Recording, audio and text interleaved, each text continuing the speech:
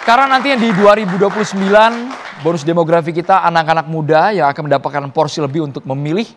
Kita libatkan teman-teman mahasiswa dari Universitas Mustopo Beragama. Silakan. Boleh sambil berdiri, Mas? Perkenalkan, nama saya Ferry Alfiansyah dari Fakultas Ilmu Komunikasi Universitas Profesor Dr. Mustopo Beragama.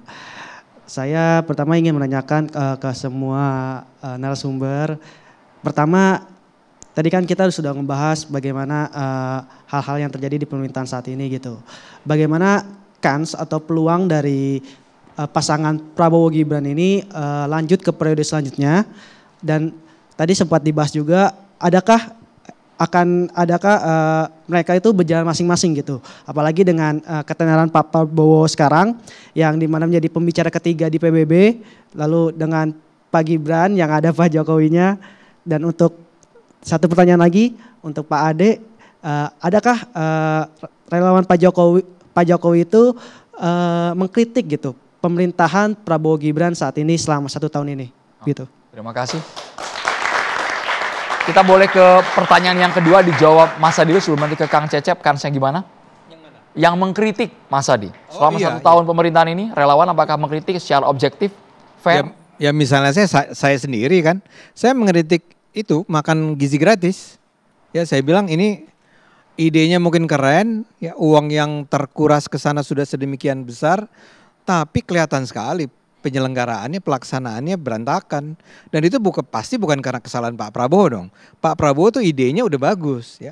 Masyarakat nggak boleh tidak lagi bisa menikmati makanan bergizi. Tidak boleh ada yang tidak menikmati makanan bergizi, harus ya. Tapi kan memang karena dulu barangkali semua dijalankan dengan terlalu terburu-buru, tidak dengan perencanaan yang matang, penyelenggaranya bukan profesional gitu ya.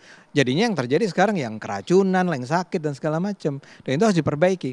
Nah, saya bisa bicara tentang berbagai kritik lainnya.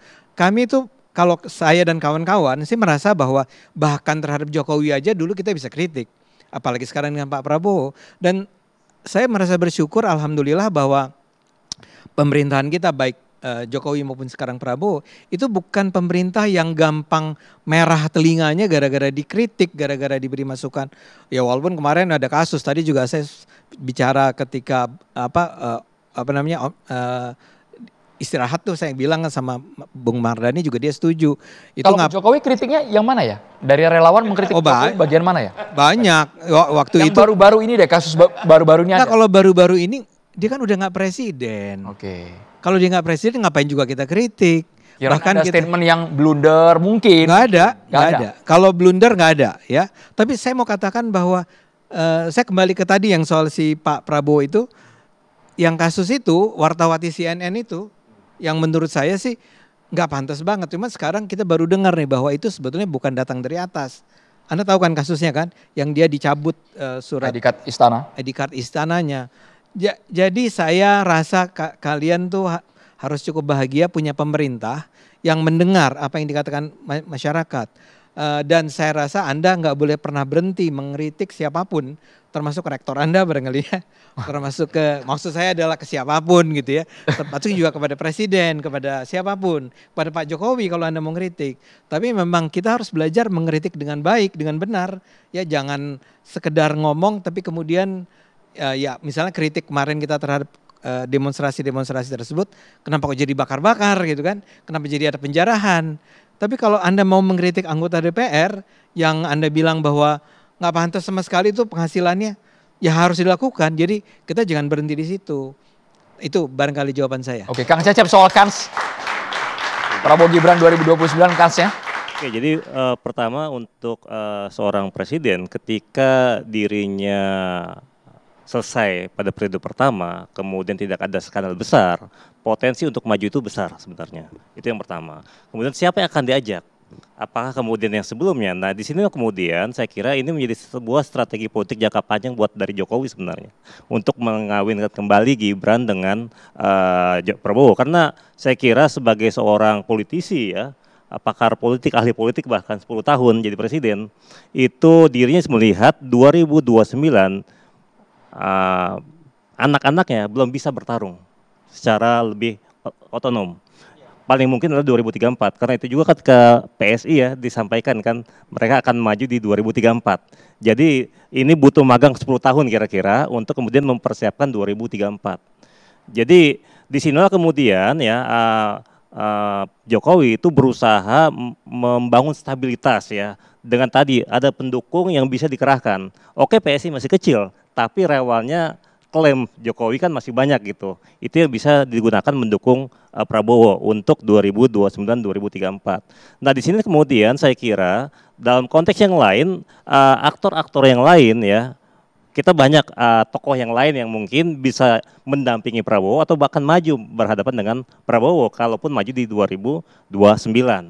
Itu. Nah tapi dalam konteks demokrasi ketika kita taruh di awal, ini kan dianggap jadi mempersempit ruang oposisi sebenarnya. Ini harapannya jangan terjadi demikian. Ya bagaimana dibiarkan saja sebenarnya ide-ide ini muncul sebenarnya. Apalagi kemudian jangan sampai ini isunya jadi isu elitis. Oke. Itu sebenarnya. Mas Lutfi secara kalkulasi apakah masih bisa maju pasangan yang sama? Tentu kalau di endorse Pak Jokowi karena ini yang saya bilang tadi, saya nggak ada soal dengan Pak Jokowinya. Yang saya bicarakan adalah soal wacananya yang dibuat oleh Pak Jokowi. Akhirnya mahasiswa menghitung, oh iya ya gimana Prabowo Gibran nanti ya. Nah yang awalnya mungkin itu tidak terfikirkan sama dengan isu-isu sebelumnya gitu. Jadi Pak Jokowi punya pola repetisi gitu. Dia mengulang pola itu. Dia melemparkan batu demi mendapatkan giok tadi. Ya kalau, nah menariknya ya kalau itu direspon publik, lanjutkan. Mujarab nggak selama ini? Ya kita lihat di mungkin di 3 periode, mungkin di 2 tahun nggak mujarab. Tapi itu bermanfaat untuk meloloskan Gibran ke cawapres gitu. Bagi saya polanya mirip gitu. Nah masalahnya di sini, masalahnya adalah kita jadi terbiasa dengan perdebatan yang personalistik. Akhirnya jadi soal kalau nggak sepakat berarti Anda tidak mendukung keberlanjutan. Kalau sepakat misalnya berarti Anda mendukung keberlanjutan. Jadi kita dihadapkan pada oposisi biner gitu. Tentu tadi soal kan satu hal itu strategi politik. Tetapi soal yang menurut saya penting adalah soal demokrasinya, kita lagi-lagi dihadapkan pada oposisi biner, suka dan tidak suka, pendukung dan tidak gitu. Sangat subjektivitas maksud Anda? Iya betul.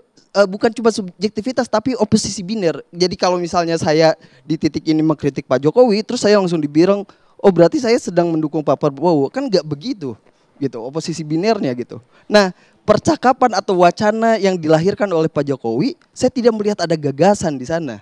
Saya melihat arah untuk membentuk oposisi biner gitu. Jadi akhirnya relawan semakin loyal. Pada saat yang sama terbatas pilihan kita, tadi benar kata Mas Cecep, jadinya membatasi oposisi sejak dini gitu. Itu Bang Andreas selama ini mungkin melihat sejauh ini Bang ya, 11 bulan menuju ke 1 tahun ini, Bang Andreas melihat antara Prabowo dan Gibran makin solid, makin kompak untuk menjalani program Asta Cita ini, atau sudah mulai jalan masing-masing ini Bang? Kan kesan yang muncul di publik ada juga Bang, narasi itu yang berkembang. Bang Andreas.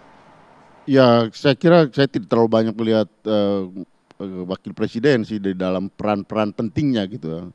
Tapi ya kalau Pak Presiden tentu melaksanakan banyak hal dan keputusan, karena selama ini juga belum pernah kedengaran Pak Presiden memberikan penugasan khusus apa gitu pada wakil presidennya gitu. Yang saya tahu tadi kami barusan ngobrol dengan salah seorang pejabat, ada satu tugas penting yang berkaitan dengan itu pun tidak diberikan gitu. Jadi kebetulan tadi kita ngobrol di DPR tadi. Jadi ya kalau dengan situasi seperti itu yang tadi yang Mas Lutfi sampaikan gitu. Bagaimana kita berharap ini ke depan dengan menempatkan, membuat posisi tidak ada pilihan lain gitu.